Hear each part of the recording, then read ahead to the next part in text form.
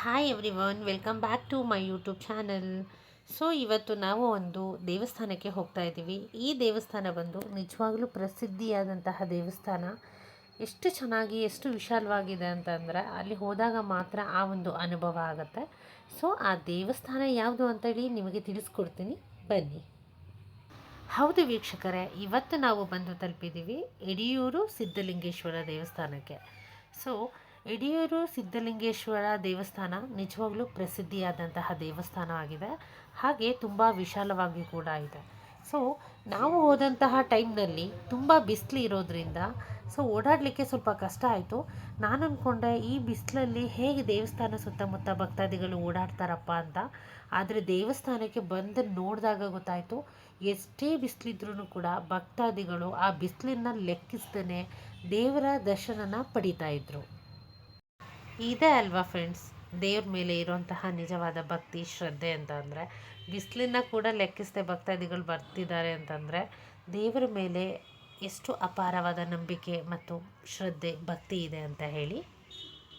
ಹಾಗೆ ಇಲ್ಲಿ ಬಂದವರಿಗೆ ವೆಹಿಕಲ್ಸ್ ತಂದವರಿಗೆ ಅಂದರೆ ಇನ್ ಕೇಸ್ ಏನಾದರೂ ವೆಹಿಕಲ್ಸಲ್ಲಿ ಬಂದರು ಅಂತಂದರೆ ಅವರಿಗೆ ಪಾರ್ಕಿಂಗ್ ವ್ಯವಸ್ಥೆ ತುಂಬ ಚೆನ್ನಾಗಿದೆ. ಯಾಕಂದರೆ ದೇವಸ್ಥಾನದ ಸುತ್ತಮುತ್ತಲು ತುಂಬ ದೊಡ್ಡದಾಗಿದೆ ಜಾಗ, ವಿಶಾಲವಾಗಿ.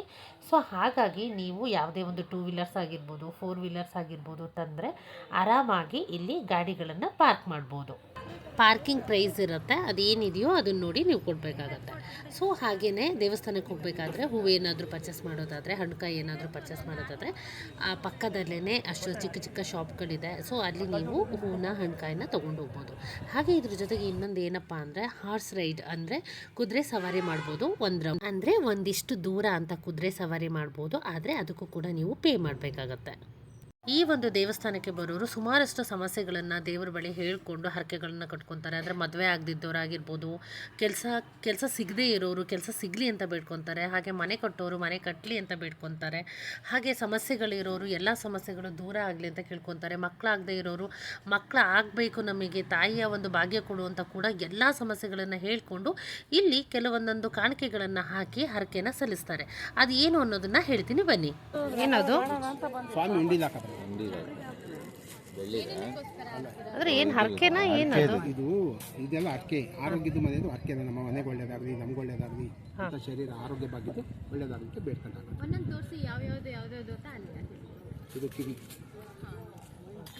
ಇದು ಮನೆ, ಇದು ಶರೀರ, ಇದು ಕೈ, ಇದು ಗಂಟುಗಳು, ಇದು ಕಾಲು, ಇದು ಕಣ್ಣು, ಇದು ತೊಟ್ಲು, ಮಕ್ಕಳಿದ್ದರಿಗೆ, ನಾಗರು, ಪ್ರತಿಯೊಂದು. ಅಂದ್ರೆ ಹರಕೆ ಆದ್ಮೇಲೆ ಅದು ಹರಕೆ ತೀರ್ಸಕ್ ತಗೊಂಡದ, ಈಗ ಹೋಗ್ತಾನೆ ಹರಕೆ ಹೊತ್ಕೊಳದ. ಒಳ್ಳೇದಾಗಲಿ ಅಂತ ಹಾಕೋದು. ಈಗ ಫಸ್ಟ್ ಟೈಮ್ ನಾವು ಬಂದಿರೋದು, ಹಾಕಿ ಒಳ್ಳೇದಾಗಲಿ ಅಂತ, ನಮ್ಮ ಮನೆಗೆಲ್ಲ ಒಳ್ಳೇದಾಗಲಿ, ನಮ್ಗೆ ಒಳ್ಳೇದಾಗಲಿ ಅಂತ ಬೇಡ್ಕೊಂಡು ಹಾಕಿ ಒಳ್ಳೇದಾಗುತ್ತೆ. ಎಷ್ಟಿದೆ ಕಣ್ಣಿಂದು? ಅದು 30 ರೂಪೀಸ್. ಇದು ಮನೆದು ಅಂತ 2 ಕಣ್ಣು 30 ರೂಪೀಸ್. ಇದು ಮನೆದು. ಈಗ ಮನೆ ಕಟ್ಬೋದು, ಮನೆಗೆ ಒಳ್ಳೇದಾಗಲಿ ಅಂತ. ಮನೆಗೆ ಒಳ್ಳೇದಾಗಲಿ. ಫೇಸ್ ಈ ಕಡೆ ತಿರುಗು. ಹೇಳಿ. ಇದು ಶರೀರ ಆರೋಗ್ಯ ಭಾಗ್ಯ. ಆರೋಗ್ಯ ಭಾಗ್ಯ ಎಷ್ಟು ಚೆನ್ನಾಗಿದೆ. ಎಕ್ಸ್ಪ್ಲೇನ್ ಮಾಡಿ.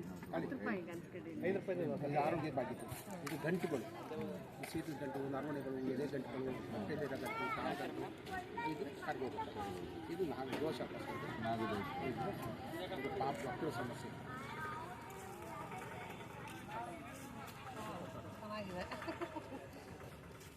ನಮ್ಮದು ಯೂಟ್ಯೂಬ್ ಚಾನಲ್ ಇದೆ, ನಾವು ವಿಡಿಯೋ ಹಾಕಿದ್ರೆ ನಿಮಗೂ ಬರೋ ಜನ ಜಾಸ್ತಿ ಬರ್ತಾರೆ.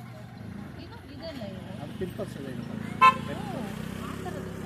ಒಳಗಡೆ ನರ ಗಂಟಾದರೂ ಇತ್ತು, ಪಿಂಪಲ್ಸ್ ಇತ್ತು, ಯಾವುದಾದ್ರು ಸಂಬಂಧಪಟ್ಟ ಮಕ್ಕಳಿಗೆ ಒಳ್ಳೆಯದಾಗಲಿ. ಇದು ಮನೆ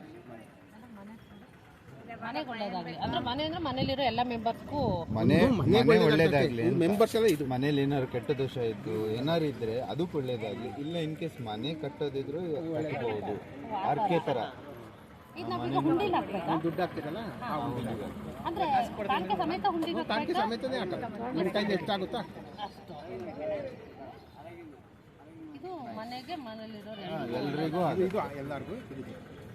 ಅದು ಮನೆಗೆ ಮಾತ್ರ. ಇದು ಆ ಒಳಗಡೆ ಇರೋ ಮನೆಗೆ ಜನ ಇರ್ತಿರಲ್ಲ, ಇದು ಮನಸ್ಸು ಇದೆ. ಈ ಥರ ಸಿಂಬಲ್ ಇದೆ. ಏನೇನು ಪ್ರೈಸ್ ಇದೆ ಇದು? ಯಾವ್ಯಾವ್ದಕ್ಕೆ ಏನೇನು ಪ್ರೈಸ್ ಇದೆ ಇದು? ಜೋಡಿ 30. ಜೋಡಿ 30. ಓಕೆ. ಅಂದರೆ ಏನು ತೊಗೊಂಡು ಪೌಡ್ರು 30 ರೂಪಾಯಿನಾ ಅಥವಾ ಯಾವ ಥರ? ಅದು ತೊಟ್ಲು 150. ತೊಟ್ಲು 150. ಹಾವಿಂದಾಗಿರ್ಬೋದು ಸ್ವಲ್ಪ. ಹಾಂ ಹಾಂ, ತೊಟ್ಲು ಮಾತ್ರ ರೇಟ್ ಜಾಸ್ತಿ, ಇನ್ನು ಉಳಿದಿರೋದೆಲ್ಲ ಕಮ್ಮಿ ಇರುತ್ತೆ. ಹಾಂ, okay, thank you. So next ನಾವು ದೇವಸ್ಥಾನದ ಒಳಗಡೆ ಹೋದ್ವಿ. ದೇವಸ್ಥಾನದ ಒಳಗಡೆ ಹೋದ ನಂತರ ದೇವರ ಆಶೀರ್ವಾದನ ಪಡ್ಕೊಂಡು ಹಣ್ಕಾಯಿ ಕೊಟ್ಟು, ಹೂ ಕೊಟ್ಟು, ಹಾಗೆ ನಾವು ಮನಸ್ಸಿನ ಕೋರಿಕೆಗಳು ಏನಿದೆ ಅಂಥೇಳಿ ನಾವು ಹರಕೆಗೆ ತೊಗೊಂಡಿದ್ವಲ್ಲ ಅದನ್ನೆಲ್ಲ ಕಾಣಿಕೆ ಸಮೇತ ಹುಂಡಿಗೆ ಹಾಕಿ ದೇವರಿಗೆ ನಮಸ್ಕಾರ ಮಾಡಿ ದೇವರ ಆಶೀರ್ವಾದನ ಪಡ್ಕೊಂಡು ದೇವರ ಹತ್ರ ಒಳ್ಳೇದಾಗಲಿ ಅಂತ ಬೇಡ್ಕೊಂಡು ಸ್ವಲ್ಪ ಹೊತ್ತು ನೆಮ್ಮದಿಯಾಗಿ ಅಲ್ಲೇ ಕೂತ್ಕೊಂಡ್ವಿ. ತುಂಬ ಅಂದರೆ ತುಂಬ ಕೂಲಾಗಿತ್ತು ದೇವಸ್ಥಾನದಲ್ಲಿ. ಇಷ್ಟು ಬಿಸಿಲಿದ್ರೂ ಕೂಡ ಆ ದೇವಸ್ಥಾನದಲ್ಲಿ ಅಷ್ಟು ಕೂಲಾಗಿತ್ತು. ಸೊ ನೆಕ್ಸ್ಟ್ ನಾವು ಊಟಕ್ಕೆ ಹೋದ್ವಿ. ಊಟಕ್ಕೆ ಹೋಗ್ತಿದ್ದಂಗೆ ಫಸ್ಟ್ ನಮಗೆ ಪಾಯಸ ಕೊಟ್ಟರು. ಪಾಯಸ ತಿಂದ್ವಿ. ಪಾಯಸ ತುಂಬ ಅಂದರೆ ತುಂಬ ಚೆನ್ನಾಗಿತ್ತು. ಇದು ಬಂದುಬಿಟ್ಟು ಹೆಸರುಬೇಳೆ ಪಾಯಸ ಮಾಡಿದರು. ಬಿಸಿ ಬಿಸಿಯಾಗಿತ್ತು, ಹಾಗೆ ಅಷ್ಟೇ ಟೇಸ್ಟಿಯಾಗಿತ್ತು. ಈ ಒಂದು ರುಚಿಯಾಗಿರೋಕ್ಕೆ ಕಾರಣನೇ ದೇವರ ಆಶೀರ್ವಾದ, ಅನುಗ್ರಹ ಅಂತ ಹೇಳಿದರೆ ಖಂಡಿತ ತಪ್ಪಾಗೋದಿಲ್ಲ. ತುಂಬ ಚೆನ್ನಾಗಿತ್ತು. ಇಲ್ಲಿ ವಿಶೇಷತೆ ಏನಪ್ಪ ಅಂತಂದರೆ ಊಟಕ್ಕೆ ಜೋಳದ ರೊಟ್ಟಿ ಕೊಡ್ತಾರೆ ದೇವಸ್ಥಾನದಲ್ಲಿ. ಸೊ ಅದು ತುಂಬ ಚೆನ್ನಾಗಿತ್ತು. ಆ ಒಂದು ಜೋಳದ ರೊಟ್ಟಿಗೆ ಬದನೆಕಾಯಿ ಪಲ್ಯ ಮಾಡಿದರು. ಅದು ಕೂಡ ಸಖತ್ತಾಗಿ ಟೇಸ್ಟಿಯಾಗಿತ್ತು.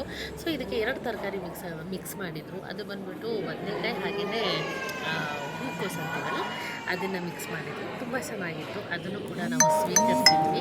ಯಾಕಂದರೆ ನಮಗೆ ಯೂಶ್ವಲಿ ಜೋಳದ ರೊಟ್ಟಿ, ಅಕ್ಕಿ ರೊಟ್ಟಿ, ರಾಗಿ ರೊಟ್ಟಿ ಅಂದರೆ ಸಿಕ್ಕಾಪಟ್ಟೆ ಇಷ್ಟ ರೊಟ್ಟಿಯಲ್ಲಿ. ಸೊ ನಮಗೆ ದೇವ್ರ ಪ್ರಸಾದವಾಗಿ ಸಿಕ್ತು ಅಂತ ಹೇಳಿದ್ದು ಅದು ಇನ್ನೂ ಖುಷಿಯಾಯಿತು. ಸೊ ಊಟಕ್ಕೆ ಜೋಳದ ರೊಟ್ಟಿ, ಪಲ್ಯ, ಪಾಯಸ ಎಲ್ಲದನ್ನು ತಿಂದ್ವಿ. ಹೊಟ್ಟೆ ಫುಲ್ಲಾಯಿತು. ಸೊ ಅದಾದಮೇಲೆ ನೆಕ್ಸ್ಟು ರೈಸು ಸಾಂಬಾರು ಬಂತು, ಹಾಗೆಯೇ ರೈಸು ಮಜ್ಜಿಗೆ ಕೂಡ ಬಂತು. ಅದನ್ನು ಕೂಡ ತಿಂದ್ವಿ. ದೇವರ ಪ್ರಸಾದನ ಸ್ವೀಕರಿಸಿ ನಂತರ ನಾವು ಊಟ ಎಲ್ಲ ಮುಗಿಸ್ಕೊಂಡು ಹೊರಗಡೆ ಬಂದ್ವಿ. ಫಸ್ಟ್ ಟೈಮ್ ಬಂದಿರೋದು ಈ ಒಂದು ದೇವಸ್ಥಾನಕ್ಕೆ ನಾನು, ಹಾಗೆ ನನ್ನ ಫ್ಯಾಮಿಲಿ ಮೆಂಬರ್ಸ್ ಎಲ್ಲ. ತುಂಬ ಖುಷಿ ಇತ್ತು. ತುಂಬ ಟೈಮ್ ಸ್ಪೆಂಡ್ ಮಾಡಿದ್ವಿ. ತುಂಬ ಮನಸ್ಸಿಗೆ ನೆಮ್ಮದಿ ಸಿಕ್ತು. ನೀವು ಒಂದ್ಸಲ ಬಂದು ಭೇಟಿ ನೀಡಿದರೆ ನಿಜವಾಗ್ಲೂ ನಿಮಗೂ ತುಂಬ ಒಳ್ಳೆಯದಾಗತ್ತೆ.